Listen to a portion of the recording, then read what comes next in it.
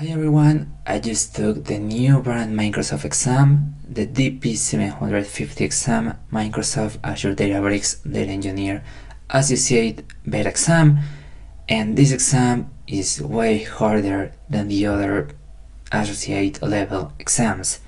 And today I am breaking down the actual syllabus, the heaviest technical traps Microsoft sets, how to handle the case study, and the exact AI prompt I used to build an 11-day study guide. Well, first to mention that I took this beta exam mainly for two reasons.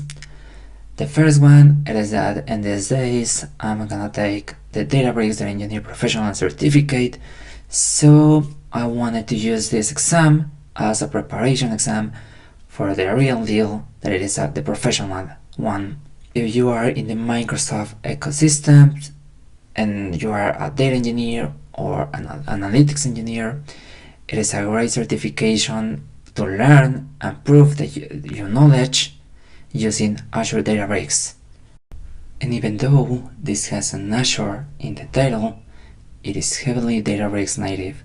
You aren't just tested on Azure Data Factory, for example, even though in my exam there was only one question that talks about Azure Data Factory. So you are tested on the modern Databricks stack, like Flow, notebooks, Spark declarative pipelines, also known as Delta Life tables, jobs, clusters, Unity catalog, Databricks asset bundles, and Git, and more and more and more. These are just the things that are related with Databricks. On the Azure part, we have monitor, key vault, the connections between Azure and Databricks, Azure Data Lake Storage, Gen 2, and how to manage service principals, users with Microsoft Enter ID, and how these are related with Databricks. And following with the technical core, we have the Unity catalog and advanced governance.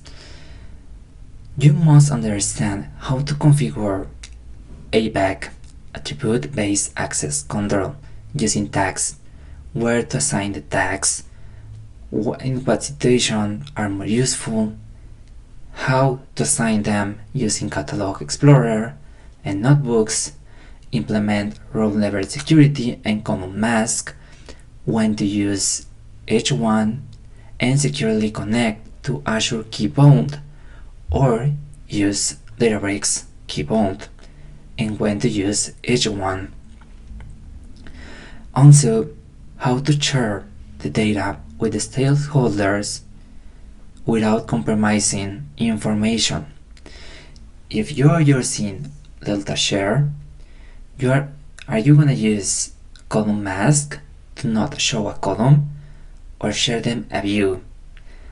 These are some things that you're gonna be asked on the exam.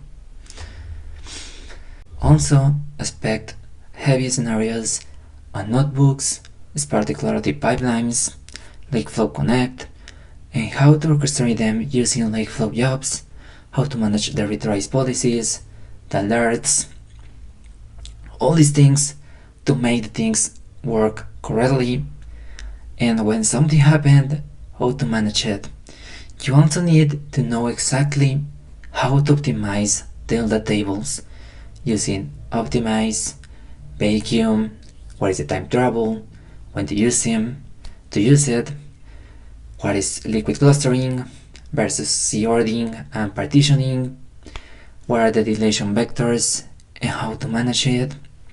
All these things that are related with optimization of data tables to save storage, costs, and time are really important for the exam.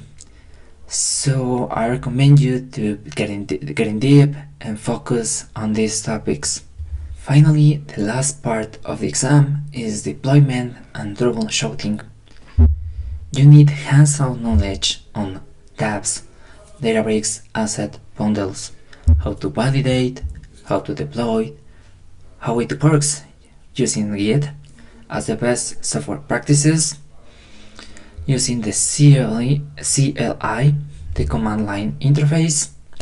For troubleshooting, you must know how to read a tag and the Spark UI, because this will tell you how to resolve the data skew and spilling problems. It will tell you if some task it is taking more than the other ones. As a hint, this is a partition problem, a skew data problem. So also, I recommend you to focus on the Spark UI, how it works, how you can see what is happening, and how to manage the problems. I recommend you how to validate and deploy code using the apps, the targets, the variables, the different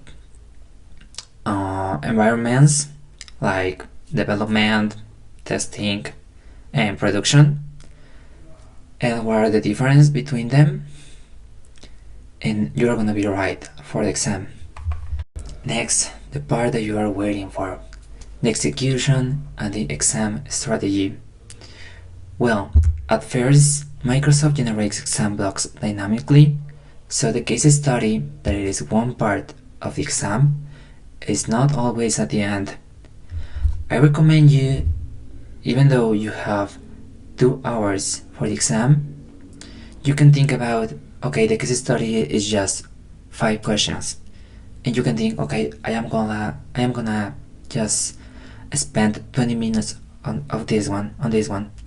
I recommend you to spend at least 20 minutes to 30 minutes to read the requirements and the questions and use Microsoft Learn as a documentation, because you can feel a little overwhelming when you are just answering these 5 questions and you are wasting 50 minutes or 20 minutes and the time is running and running.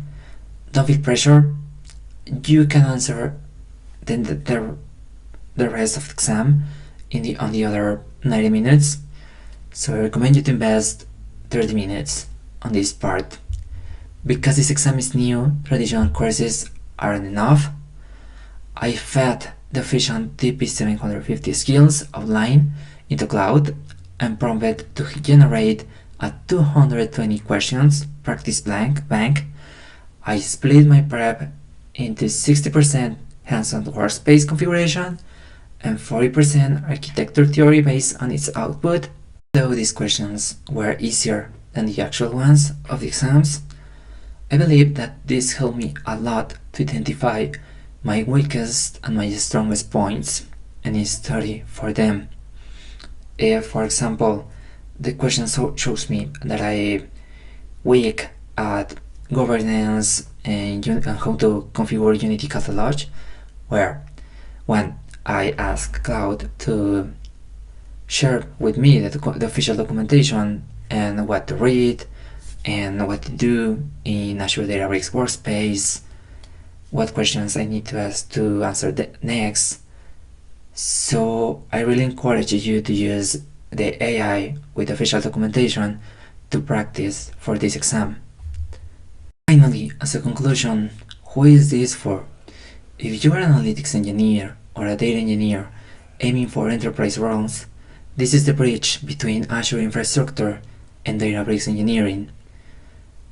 This exam was my pressure test. By the end of the month, I am sitting for the Databricks Data Engineer Professional exam. Subscribe to see how the pure Databricks certification compares to this Microsoft Hybrid. See you.